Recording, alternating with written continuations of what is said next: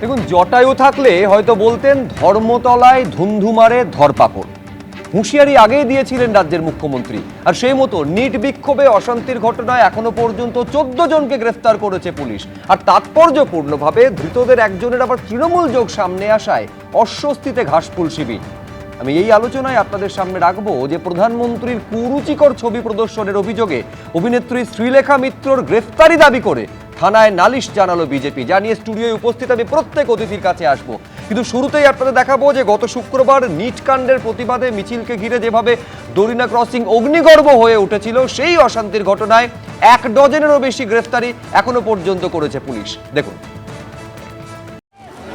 শান্তিপূর্ণ আন্দোলনে আচমকা অশান্তি, জুতো বোতল বৃষ্টি তো বটেই, উঠেছিল পাথর ছোঁড়ার অভিযোগও। হামলার মুখে পড়তে হয় সাংবাদিকদের। শুক্রবার নিট কাণ্ডের প্রতিবাদের মিছিল ঘিরে এভাবেই অগ্নিগর্ভ হয়ে ওঠে দরিনা ক্রসিং। সেই অশান্তির ঘটনায় এখনো পর্যন্ত 1 ডজনেরও বেশি অভিযুক্তকে গ্রেফতার করল পুলিশ। ধৃতদের মধ্যে রয়েছেন আমহা স্ট্রিটের বাসিন্দা 50 বছর বয়সী আরশাদ আলী ওরফে সাজিদ, জোড়াসাঁকোর বাসিন্দা 48 ও 47 বছর বয়সী মোহাম্মদ আলমগীর ওরফে রাজু এবং খালিদ রেজা ওরফে রিঙ্কু। গ্রেফতার হয়েছেন বেনিয়াপুকুরের বাসিন্দা জামির আহমেদ ওরফে মিঙ্কু, তার বয়স 42।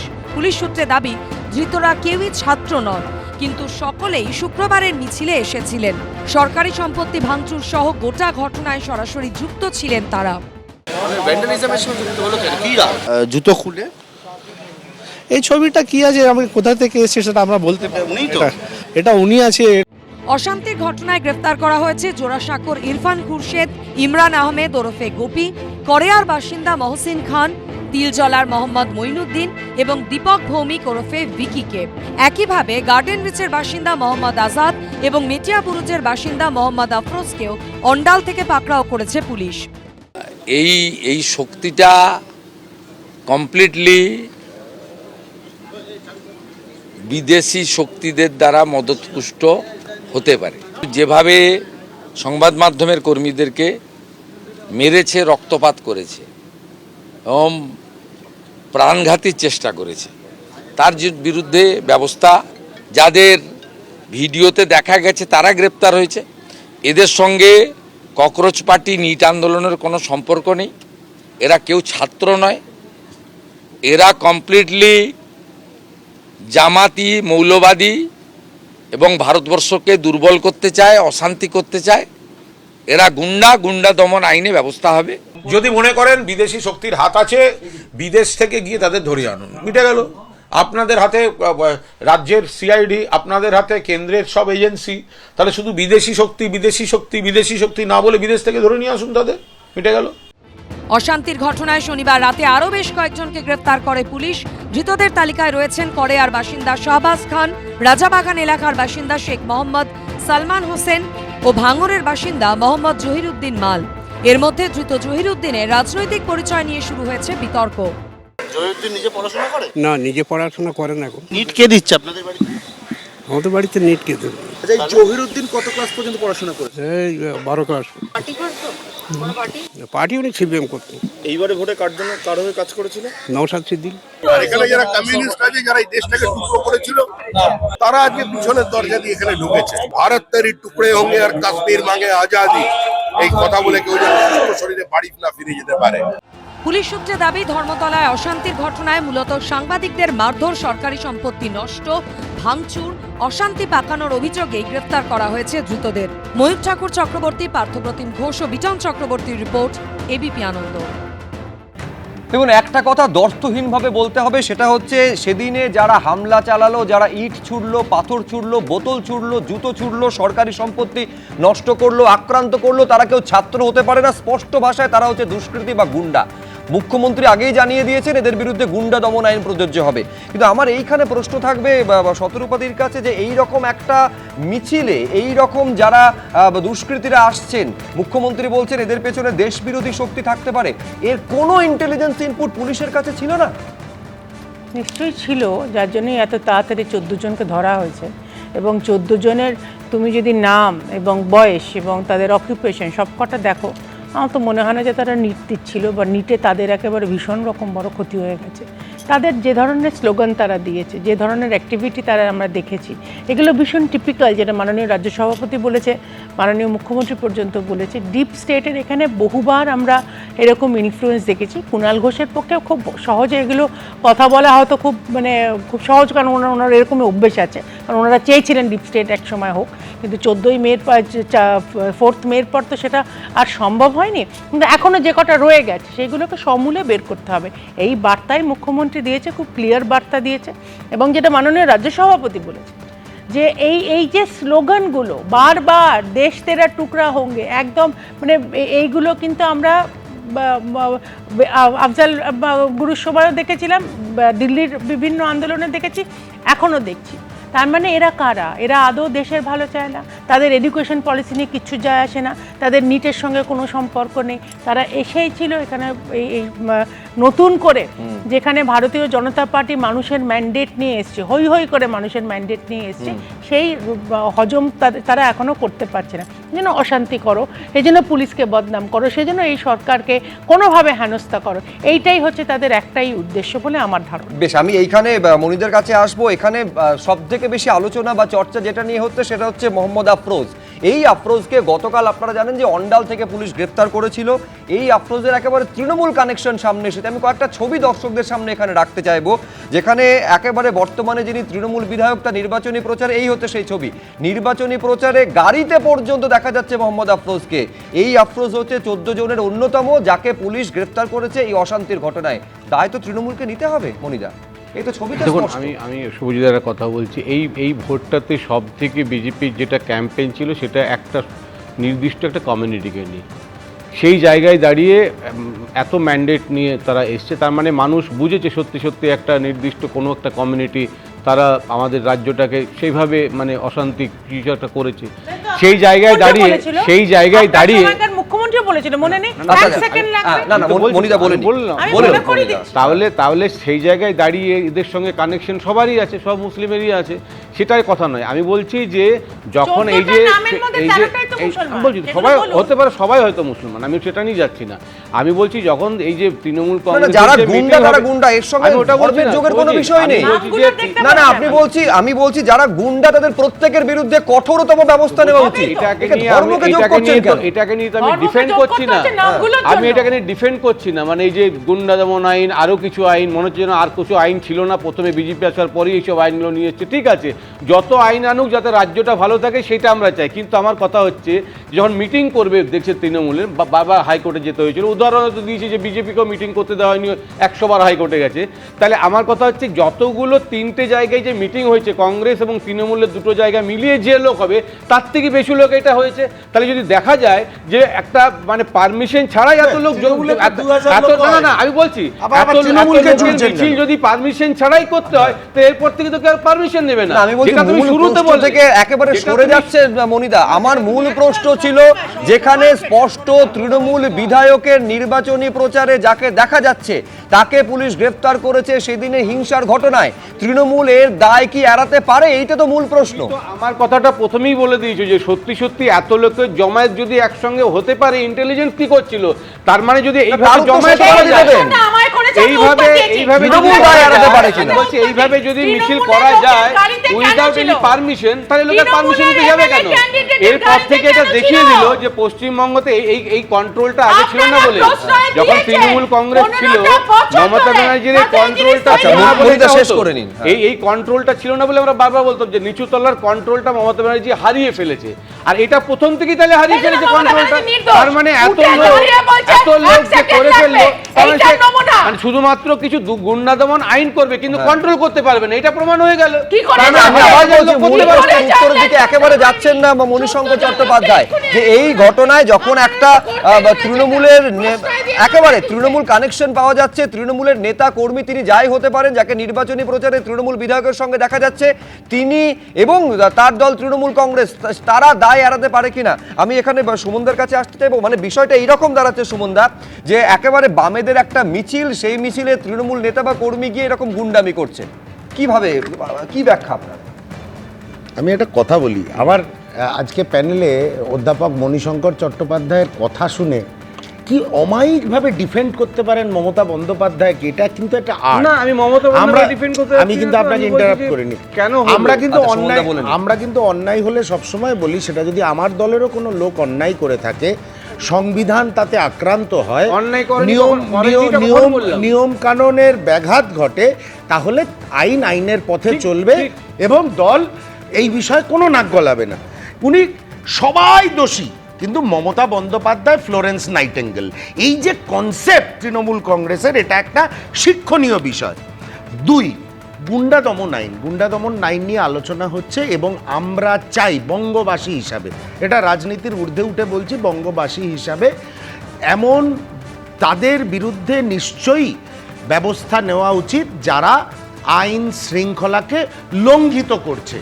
কিন্তু এটাও একটা জিনিস লক্ষ্য রাখতে হবে যে কোনো নিরপরাধ মানুষ যাতে এই আইনের ফাঁদে পড়ে আইনি জটিলতাতে আক্রান্ত না হয়, এটাও রাজ্য সরকারকে দেখতে হবে। আর এটা পরিষ্কার কথা, যারা কালকে এই ঘটনা ঘটিয়েছে, পরশুদিন জুতো ছুঁড়েছে, ঢিল ছুঁড়েছে, পুলিশকে আক্রমণ করেছে, সংবাদ মাধ্যমকে আক্রমণ করেছে, একদম দৃষ্টান্তমূলক শাস্তি তাদের পাওয়া উচিত। গণতান্ত্রিক আন্দোলন গণতান্ত্রিক পদ্ধতিতে হবে। আমি এই সুযোগে একটা ইনফরমেশন আপনাদের সঙ্গে শেয়ার করে রাখি, এক লাইন। আমরা ওই আন্দোলনে ছিলাম, যে রাজ্য ছাত্র পরিষদ রাহুল গান্ধীর নেতৃত্বে যে ছাত্র কি গুঞ্জ কর্মসূচি চলছে, আমরাও ছিলাম। কিন্তু আমাদের রাজ্য সরকার এবং রাজ্য সরকারের পুলিশ ব্যবহার পদ্ধতিগত কারণে আমাদের আলাদা জায়গা দিয়েছিল ওখানে বসে বিক্ষোভ করা। আমি বলছি এর পাশাপাশি এটাও বলতে হবে যে এইরকম একটা ঘটনায়, অশান্তির ঘটনা যখন ঘটছে, এই দায়িত্ব আয়োজকদের নিতে হবে। যারা আয়োজন করছেন, যারা আহ্বায়ক, তারা এই দায়িত্ব কখনো এড়িয়ে যেতে পারেন না। যখন এই ধরনের হিংসার ঘটনা, অশান্তির ঘটনা, ইট ছোড়া, ঢিল ছোড়া, জলের বোতল থেকে জুতো ছোড়ার ঘটনা ঘটে। কিন্তু আমি এইখানে প্রদীপ চট্টোপাধ্যায়ের কাছে যাওয়ার আগে দর্শকদের দেখাতে চাইবো যে আচ্ছা, দায়টা কার? তৃণমূল যোগ তো স্পষ্ট সামনে এসেছে, দায়টাকে তৃণমূল এড়িয়ে যেতে পারে? এই প্রশ্নটা যখন আমি বারবার মণিশঙ্কর চট্টোপাধ্যায়কে করছি, কুণাল ঘোষ তখন বলছেন যে খারাপ তৃণমূল এবং ভালো তৃণমূল, দায়টা ভালো তৃণমূলের। স্পষ্ট ঋতব্রত তৃণমূলের দিকে ইঙ্গিত করছেন কুণাল ঘোষ। কি বললেন দেখুন। কলকাতায় শুক্রবারের মিছিল যারা অর্গানাইজার বা গোটা বিষয়টা, তার সঙ্গে তৃণমূলের সম্পর্ক ছিল না, যে কারণে গতকাল শনিবার তৃণমূল ছাত্র যুবরা আলাদা মিছিল ডেকেছিলেন। এখন যদি শুক্রবারের ঘটনা থেকে আপনারা যেটা বলছেন বা যেটা চলছে যে অমুকের সঙ্গে দেখা গেছে, অমুক ব্যক্তিকে দেখা গেছে, তো ওটা তো ভালো তৃণমূলের ভালো ছেলেরা, ওর সঙ্গে আমাদের মতো খারাপ তৃণমূলের তো সম্পর্ক নেই। আগে একটা স্লোগান উঠতো রাজনীতিতে, সোনার বাংলা সোনার ছেলে অমুক অমুক জিন্দাবাদ। তো সেই এখন ভালো তৃণমূলের ভালো ছেলে, ভালো নেতার সঙ্গে দেখা যাচ্ছে, আমাদের ঘাড়ে চাপাচ্ছেন কেন? তারা তো বালিশপন্থী, ওটা তো বালিশদের লোকজন। তো বালিশদের লোকজন গিয়ে যদি অসভ্যতা করে থাকে, বালিশদের লোকজন যদি গিয়ে সাংবাদিকদের পিটিয়ে থাকে, অত্যন্ত অন্যায় কাজ, তো আমরা পরিষ্কারভাবে বলছি। কিন্তু দয়া করে ওটা আমরা খুব খারাপ আমাদের ঘাড়ে চাপাবেন না। না, এর ব্যাখ্যা কি হতে পারে প্রদীপদা? তার মানে কি তৃণমূল যোগ অস্বীকার করলেন না তৃণমূল বিধায়ক? না, তৃণমূল আসলে মণিশঙ্কর দাও যে অসুবিধায় পড়েছে যে কোথায় আছে তৃণমূল কংগ্রেস, কোন দিকে আছে, কারা কোন দিকে আছে, এটা নিয়ে তৃণমূল কংগ্রেসের যারা বলতে আসছেন মুখপাত্র একটা দ্বন্দ্ব রয়েছে। আর কুণাল ঘোষ যেটা বললেন, হ্যাঁ, আর কুণাল ঘোষ যেটা বললেন, স্বভাবত মুখ্যমন্ত্রীর দিকে একটু চাপ সৃষ্টি করা, যে ঋতব্রতপন্থী হলে যাতে স্লথ গতিতে তদন্ত না হয় সেই জন্য। কিন্তু দুটো জিনিস খুব গুরুত্বপূর্ণ। এক, যে রাজনৈতিক দলরা বলছেন যে না এই সাংবাদিক নিগ্রহ খারাপ হয়েছে, প্রেস রিলিজ করে সেটা কিন্তু সর্বসমক্ষে জানানো উচিত। 2, এরা আমাদের সঙ্গে নেই। ককরোচ পার্টি কিন্তু বলেছে যে এই যারা অভিযুক্ত তারা তাদের মধ্যে ছিল না। তাহলে এরা কাদের সঙ্গে ছিল? এখনও যারা এসএফআই বা বামপন্থী সংগঠন, তৃণমূল কংগ্রেসের লোকজন তারা এদের সঙ্গে নেই। ফলে এরা কার সঙ্গে, কারা এদেরকে ইমপ্ল্যান্ট করেছে, এইটা গুরুত্বপূর্ণ প্রশ্ন। এই যে তদন্ত হচ্ছে তাতে গুন্ডা দমন আইনে যেমন এদের শাস্তি হবে, তার কারণ এরা সাংবাদিকদের যেভাবে পিটিয়েছে, এর সঙ্গে কোনো ধরনের ছাত্র আন্দোলনের যোগ থাকতে পারে না। আজকে আমরা সবাই যেটা সাধারণ মানুষরা টিভিতে যেটা দেখে, আপনাদের জন্য দেখে, আপনাদেরকে যদি এভাবে আক্রান্ত হতে হয় তাহলে আমরা আর কিছু দেখতে পারবো না। ফলে এই যে আপনি যে ছবিটা স্ক্রিনে দেখাচ্ছেন, এর জন্য আমার মনে হয় সর্বোচ্চ সাজা দেওয়া দরকার। কিন্তু সাজা দেওয়ার সঙ্গে এটাও জানা দরকার যে এই মব যারা শুধু সাংবাদিককে মারতে এসেছে তাদেরকে কারা অর্গানাইজ করেছে, কারা শুধুমাত্র সব সাংবাদিকদের গদি মিডিয়া বলে এই ট্যাগ দিয়ে যেভাবে মারা হচ্ছিল, এইটা নিশ্চয়ই এর পেছনে একটা মাথা আছে। এটা কেউ এমনি এমনি 10-12টা অভিযুক্ত বা যারা নিজেদেরকে মাফিয়া বলছে ইউটিউবে চলছে তারা এসে এটা করতে, এটা একটা চক্রান্ত। এই চক্রান্তর পেছনে কে আছে সেই বড় মাথাটাকে খুঁজতে হবে। ও গুন্ডা দমন আইনে অভিযুক্তদের যেমন সাজা হবে, যেমন তাদেরকে জেরা করে এই প্ল্যান হয়েছিল যে পুরো সাংবাদিকদের যারাই আসুক তাদেরকে পেটানো হবে। কেন? সাংবাদিকদের কি দোষ? প্রশ্ন ফাঁস কি সাংবাদিকরা করছিল, নাকি এখানে পশ্চিমবঙ্গে যা যা এত বছর হয়েছে সেটা দেখানোটা সাংবাদিকদের ভুল হচ্ছে? ফলে সাংবাদিকদের ওপরে, গণমাধ্যমের ওপরে আক্রোশটা হলে রাজনৈতিকভাবে কার লাভ, এইটা খুঁজে বার করতে হবে। এবং এই জায়গায় আমার মনে হয় তদন্তর গতিপথ দুদিকে হওয়া উচিত। এক, যারা অভিযুক্ত তাদেরকে শাস্তি, এবং এর পেছনে এই চক্রান্তর পেছনে কারা ছিল তাদেরকে চিহ্নিত করা। প্রদীপ চট্টোপাধ্যায় এই প্রশ্নটা তুলছেন যে হামলার ঘটনা ঘটলো, এর পেছনে কে রয়েছেন, এই নির্দেশটা কার কাছ থেকে এসেছিল, কারা তাদের সেখানে ডেকে পাঠিয়েছিল। অন্যদিকে রাহুল গান্ধী প্রশ্ন করছেন দিল্লিতে যে পুলিশ লাঠিচার্জটা করলো সেই নির্দেশটা কে দিয়েছিল। পড়ুয়াদের যে মারধর করা হয়েছিল সেদিন আপনারা জানেন, যেদিন সংসদ মার্চ অভিযান ছিল সেদিন পুলিশের লাঠিচার্জ একেবারে সংসদ ভবনের সামনে, তা নিয়ে কেন্দ্রীয় স্বরাষ্ট্রমন্ত্রীকে এই হচ্ছে রাহুল গান্ধীর পাঠানো চিঠি, যেখানে তিনি বলছেন এই পড়ুয়াদের ওপর বর্বরোচিত হামলা, সেখানে এই নির্দেশটা দিল কে? লোকসভার বিরোধী দলনেতা এই চিঠি পাঠিয়ে তার জবাবটা চেয়েছেন। প্রশ্ন তুলছেন রাহুল গান্ধী, শান্তিপূর্ণ আন্দোলনে কেন বর্বরোচিত হামলা হলো? সতেরোপাধি না, দিল্লিতে যেটা হয়েছে সেটা নিয়েও সেন্ট্রাল গভর্নমেন্ট উত্তর দিয়েছে, এবং রাহুল গান্ধী সেই আন্দোলনে কি করছিল সেটাও আমি ঠিক জানি না, উনি ঠিক কোন লেভেলের ছাত্র বা কত বয়সে। এইরকম পরিস্থিতির প্রয়োজনই পড়তো না। গতকাল যেখানে ধর্মেন্দ্র প্রধান ইস্তফাটা দিলেন সেটা যদি 20 দিন 25 দিন আগে দিতেন এই পরিস্থিতি তৈরি হতো না। কিসের অপেক্ষা করছিলেন? না না, সেটা তো সেন্ট্রাল গভর্নমেন্টের ডিসিশন, সেটা রাহুল গান্ধী বলবে বলে তো হবে না। রাহুল গান্ধী সারা দেশ বলছে, সারা দেশের যুব সমাজ বলছে। আমি সুমন রায় চৌধুরীকে থামালাম, আমি সতেরোপাধি। তুমি আমার সময় কথা বলবে না, সতেরোপাধি কোনো গুন্ডামি করিনি, আমার সময় কথা বলবে না, একদম বলবে না। না, তুমি আমার সময় কথা বলবে না। তোমার রাহুল গান্ধী আগে মানুষ, তারপর শুধু আমার রাহুল গান্ধী নয়, সারা যুব সমাজের রাহুল গান্ধী, সারা যুব সমাজের রাহুল গান্ধী। যে সময় সেন্ট্রাল গভর্নমেন্ট মনে করেছে যে তার রেজিগনেশন দেওয়া দরকার, মানে সেন্ট্রাল, আপনি বলছেন সতেরোপাধি, তার মানে সেন্ট্রাল গভর্নমেন্ট এইটা মনে করেছে যে আন্দোলনটা চলছে আন্দোলনটা দানা বাঁধতে পারবে না, ফলে আন্দোলন হওয়া মানে ইস্তফা দেওয়ার পরিস্থিতি তৈরি হবে না, এইটা মনে করেছিল কেন্দ্র সরকার। না, সেন্ট্রাল গভর্নমেন্ট এরকম কিচ্ছু মনে করেনি। সেন্ট্রাল গভর্নমেন্ট অলওয়েজ, বিজেপি সরকার সমস্ত সময় একটা রেসপন্সিভ সরকার, সমস্ত সময় মানুষ যেরকম চায় আমরা চেষ্টা করি সেই ধরনের রেসপন্স করতে। কেন্দ্র সরকার তার মানে মনে করছিল এই 20 জন 21 জন তারা আত্মঘাতী হবেন, 70 জনকে পেটানো হবে, এইটার অপেক্ষা করছিল কেন্দ্র সরকার। একেবারেই কাউকে পেটানোর কথা ওঠেনি, কোনো পেটানোর কথা প্ল্যানও করা হয়নি, কিন্তু যেভাবে যে সিচুয়েশন ওখানে, সেদিন তাহলে আমি বলছি সেদিন অভিযোগগুলো মারাত্মক। সতেরোপাধি, প্যালেট গান ইউজ করা হয়েছে, ছররা গুলি ছোড়া হয়েছে, সেম কাইন্ড অফ স্লোগান। আমি বলছি যারা আন্দোলন করেছেন তাদের দাবিটা যে ন্যায়সঙ্গত ছিল এটা তো আর বলার অপেক্ষা থাকে না। ন্যায়সঙ্গত ছিল বলে শেষ পর্যন্ত ধর্মেন্দ্র প্রধান ইস্তফা দিয়েছেন। না না শুভ্র, মানে দাবি নিয়ে আপনাদের আপত্তি আছে? না, দাবি নিয়ে কোনো আপত্তি ছিল না, দাবির জায়গায়, কিন্তু তার সঙ্গে যে স্লোগান উঠেছে, যে হুলিগানিজম হয়েছে এবং যেগুলো ফ্যানিং করা হয়েছে, যেগুলো এনকারেজ করা হয়েছে, সেইটার বিরোধিতা করতে গিয়ে পুলিশ করেছে। মানে আমি বলছি সেইটা, হ্যাঁ আমি বলছি সেটার বিরোধিতা করতে গিয়ে কি করা হয়েছে, যে লাঠিতে পেটানো হয়েছে, লাঠিতে পেরেক লাগানো ছিল, ছররা গুলি ছোড়া হয়েছিল। হ্যাঁ সুমন দা একদম সঙ্গে সঙ্গে লাইভ খুব ভালো করে উনি অ্যাপোলোজাইজ যা করার করেছে। সুমন রায় চৌধুরী, সব সময় রিঅ্যাকশন হয়েছে। আমি একটা কথা বলি, দেখুন কে ছাত্র নয় তার চেয়ে বড় কথা হচ্ছে গণতন্ত্রে যেরকম সরকার পক্ষ আছেন, প্রধানমন্ত্রী আছেন, তেমনি বিরোধী দলনেতার একটা রোল থাকে, বড় রোল থাকে। সে সারা জীবন যুব থাকতে পারে না। তুমি আমার সাথে যদি কথা বলো, আমি সতেরোপাধি আপনাকে বলতে অ্যালাউ করেছি, প্লিজ সুমনকে একবার বলতে অ্যালাউ করুন। বিরোধী দলনেতা কৃষক আন্দোলনে কৃষকদের পাশেও দাঁড়াতে পারে। কৃষক সেজে প্লিজ সুমন আপনি কন্টিনিউ করুন। কৃষক সেজে কন্টিনিউ। ওই করোনার সময় জিম করবেট পার্কে গিয়ে নরেন্দ্র মোদী শুটিং করছিল তখন কি সেজে গেছিলেন? দেখুন উনি একবার ইন্টারাপ্ট করেছেন, কোনো ব্যাপার না। আমি সতর্ক দিকে থামালাম। সুমন রায়চৌধুরী, আমার একটাই বক্তব্য হচ্ছে, ছাত্রদের পাশে থাকার ভারতবর্ষের বিরোধী দলনেতা হিসাবে এটা কোনো অন্যায় নয়। ওনাকে নিজেও পুলিশ ম্যানহ্যান্ডেল করেছে। হা হা হা হা হা করে হাসছেন আপনি, আপনাদের লজ্জা হওয়া উচিত। আপনাদের হার মানতে হয়েছে ভারতবর্ষের যুব সমাজ এবং ছাত্রদের কাছে। হ্যাঁ, আরে না, রাহুল গান্ধীর কার কাছে হার মেনেছে, কার কাছে হার মেনেছে এটা ভারতীয় জনতা পার্টিও জানে, নরেন্দ্র মোদীও জানে।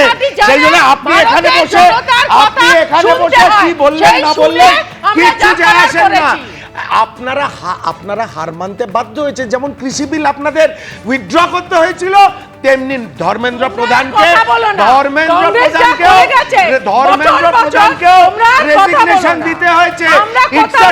আমি আবার সেই প্রশ্নটা থাকবে যে ধর্মেন্দ্র প্রধান গতকাল ইস্তফা দিলেন, এই সিদ্ধান্তটা যদি আগে নেওয়া হতো তাহলে সেদিনের 20 জুলাইয়ের ওই ঘটনার সাক্ষী আমাদের হতে হতো না, যেভাবে পুলিশ লাঠিচার্জ করে এতগুলো পড়ুয়াকে একেবারে হাসপাতালে পাঠিয়ে দিয়েছে। সিদ্ধান্ত যখন ইস্তফা দেওয়ারই ছিল, সিদ্ধান্তটা আগে যদি নেওয়া হতো তাহলে তো এই পরিস্থিতি তৈরি হতো না। সেই এক প্রশ্ন, কিসের জন্য অপেক্ষা করছিল কেন্দ্র সরকার, কিসের জন্য অপেক্ষা করছিলেন ধর্মেন্দ্র প্রধান? এবিপি আনন্দ, এগিয়ে থাকে, এগিয়ে রাখে।